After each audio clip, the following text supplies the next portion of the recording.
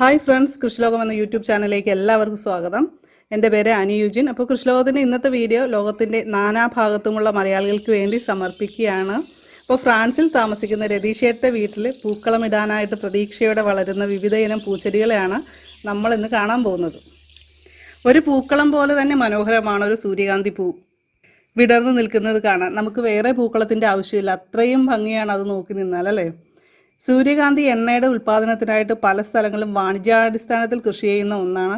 നമ്മുടെ നാട്ടിലും ചെയ്യുന്നുണ്ട്. ഇതിൻ്റെ ഇലയും വേരും വിത്തും എല്ലാം ഔഷധയോഗ്യമായിട്ടുള്ളതാണ്. കേരളത്തിൽ ഡിസംബർ, ജാനുവരി, ഫെബ്രുവരി മാസങ്ങളിലാണ് കൃഷിക്ക് അനുയോജ്യമായിട്ടുള്ളത്. ഞാൻ കമ്മ്യൂണിറ്റി ടാബിൽ ഒരു ക്വസ്റ്റ്യൻ ചോദിച്ചിരുന്നു, സൂര്യകാന്തി പൂക്കൾ സൂര്യനോടൊപ്പം കറങ്ങുന്നതിൻ്റെ കാരണം ആർക്കെങ്കിലും അറിയാവുമെന്ന്. ആരും തന്നെ ആൻസർ ഇതുവരെ ചെയ്തിട്ടില്ല. അപ്പോൾ ഇതിൻ്റെ ചെടിയിൽ അടങ്ങിയിരിക്കുന്ന ഒരു ഹോർമോണിൻ്റെ പ്രവർത്തനം കൊണ്ടാണ് ഇങ്ങനെ സംഭവിക്കുന്നത്. ഇവരുടെ വീട്ടിൽ പല വെറൈറ്റിയിലുള്ള ഹൈബ്രിഡ് റോസുകളുണ്ട്. പൊതുവെ റോസിൻ്റെ കെയറിനെ കുറിച്ച് പറഞ്ഞാൽ ശോഷിച്ച് നിൽക്കുന്നതും പൂക്കൾ കൊഴിഞ്ഞതുമായ കമ്പുകൾ നമ്മൾ യഥാസമയം തന്നെ മൂർച്ചയുള്ള കത്തിയോ കത്രികയോ ഉപയോഗിച്ചിട്ട് മുറിച്ചു മാറ്റുക. മാസത്തിലൊരിക്കൽ നമ്മൾ വേര് പൊട്ടാത്ത വിധം മേൽമണ്ണൊന്ന് ഇളക്കി കൊടുക്കുന്നതും ചെടി നന്നായിട്ട് വളരാനായിട്ട് സഹായിക്കുന്നൊരു കാര്യമാണ്. കീടശല്യം കണ്ടു കഴിഞ്ഞാൽ തുടക്കത്തിൽ തന്നെ നീം ഓയിൽ പോലുള്ള സ്പ്രേകൾ നമുക്ക് ചെയ്യാം. 3-4 ദിവസം കൂടുമ്പോൾ അത് ചെയ്ത് ആ പ്രശ്നം പരിഹരിക്കുകയാണ് ചെയ്യേണ്ടത്. കണ്ടാൽ റോസപ്പൂ പോലെ തോന്നുന്ന മറ്റൊരു ചെടിയാണ് ഇത്. ഇതിലെ പൂവും വളരെ മനോഹരമാണ്.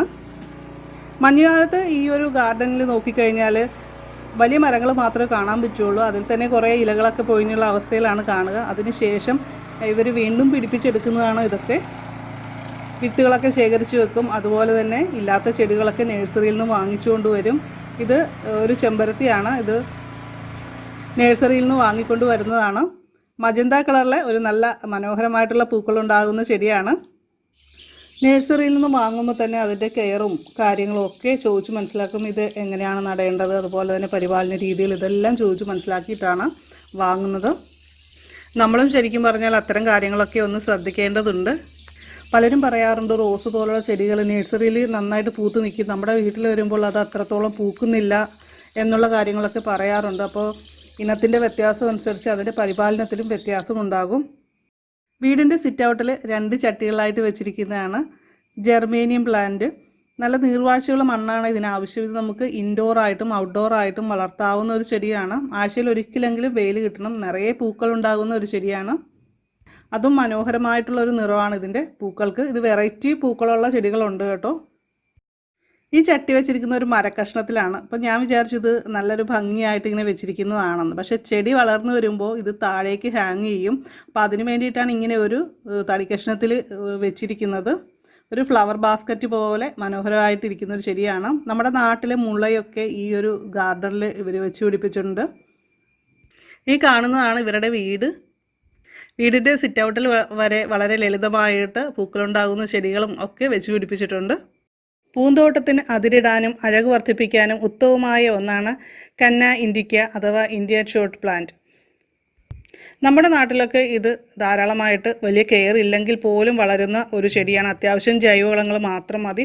പക്ഷേ ഇവിടെ അത്യാവശ്യം നല്ല കെയർ കൊടുത്താണ് ഈ ഒരു ട്രോപ്പിക്കൽ പ്ലാന്റിനെ അവർ വളർത്തുന്നത് എന്നാണ് പറഞ്ഞത്. ഇത് സൂര്യകാന്തി വിത്ത് പാകിയ സമയത്ത് എനിക്ക് അയച്ചു തന്ന ഫോട്ടോയാണ്. ഒരുപാട് ഫോട്ടോസും വീഡിയോസും ഇതിന് മുമ്പ് അയച്ചു തന്നുണ്ട്. പക്ഷേ എൻ്റെ ഫോണിൻ്റെ പ്രോബ്ലം കാരണം കുറേയൊക്കെ പോയി. അത്യാവശ്യം പഴച്ചെടികളും ഇവിടെ വെച്ച് പിടിപ്പിച്ചിട്ടുണ്ട്. ഇത് ചെറിയ വിളവെടുത്തതാണ്. ഓരോ സ്ഥലത്തും ഓരോ തരം പഴവർഗ്ഗങ്ങളാണ് ധാരാളമായിട്ട് കായകളുണ്ടാകുന്നതും മറ്റും. അപ്പോൾ ഇതിൻ്റെ പേര് ഗ്രീൻ ഗേജ് എന്നാണ്. ഇത് നമ്മുടെ ഒരു ആപ്പിളിൻ്റെ ആ ഒരു രീതിയിലുള്ളൊരു ഫ്രൂട്ടാണ്. ഇത് പഴുത്ത് വരുമ്പോൾ നല്ല മഞ്ഞ നിറമായിരിക്കും. നല്ല മധുരവും രുചിയും ഒക്കെ ഉള്ളൊരു പഴമാണ്. പഴുത്തത് ഉപയോഗിച്ച് നമുക്ക് ജാമൊക്കെ തയ്യാറാക്കി സൂക്ഷിക്കാവുന്നതാണ് കൂടുതലുണ്ടെങ്കിൽ. ടെൻഷനൊക്കെ കുറയ്ക്കാനായിട്ട് വളരെ നല്ലൊരു പഴമാണ്. അതുപോലെ ഹൃദ്രോഗങ്ങളൊക്കെ തടയാനായിട്ടും സഹായിക്കും. ഈ പഴത്തിൻ്റെ പേര് ഫിഗ് എന്നാണ്. ഇത് ചെറിയ കായ്കൾ പച്ച നിറവും അതുപോലെ തന്നെ പഴുത്ത് കഴിയുമ്പോൾ ഒരു പർപ്പിൾ കളറിലെ നിറമായിരിക്കും. ഇതിൻ്റെ ഉള്ളിൽ കുറേ ചെറിയ ചെറിയ കുരുക്കൾ പോലെ ആയിരിക്കും. നമ്മൾ കാമ്പാണ് എടുത്ത് കഴിക്കേണ്ടത് ഇതിൻ്റെ തൊലി കളഞ്ഞതിന് ശേഷം. കേരളത്തിൻ്റെ പല ഭാഗത്തും കായ്കൾ കിട്ടുന്ന പഴവർഗ്ഗ ചെടികൾ പലതായിരിക്കും. അതുകൊണ്ട് തന്നെ നമ്മളത് മനസ്സിലാക്കി നമ്മുടെ നാട്ടിൽ ഇങ്ങനെ ഒരു ചെടി വളർത്താൻ അനുയോജ്യമാണോ അല്ലെങ്കിൽ ആരെങ്കിലും വളർത്തി വിജയിച്ചിട്ടുണ്ടോ എന്ന് നോക്കിയിട്ട് വേണം നമ്മൾ പുതിയ പഴവർഗ്ഗ ചെടികൾ വാങ്ങിക്കാനായിട്ട്. ഇപ്പോൾ വയനാട്ടിലുണ്ടാകുന്നത് നമ്മുടെ നാട്ടിലുണ്ടാവണമെന്നില്ല. അത്തരം കാര്യങ്ങൾ നോക്കിയിട്ട് വാങ്ങിക്കുന്നതായിരിക്കും എപ്പോഴും നമുക്ക് നല്ലത്.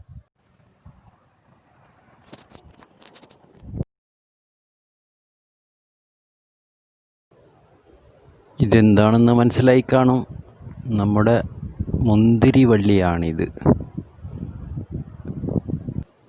ഇതിപ്പോൾ സെപ്റ്റംബർ ലാസ്റ്റ് ആകുമ്പോഴേ അതിൽ മുന്തിരി കഴിച്ചു തുടങ്ങും.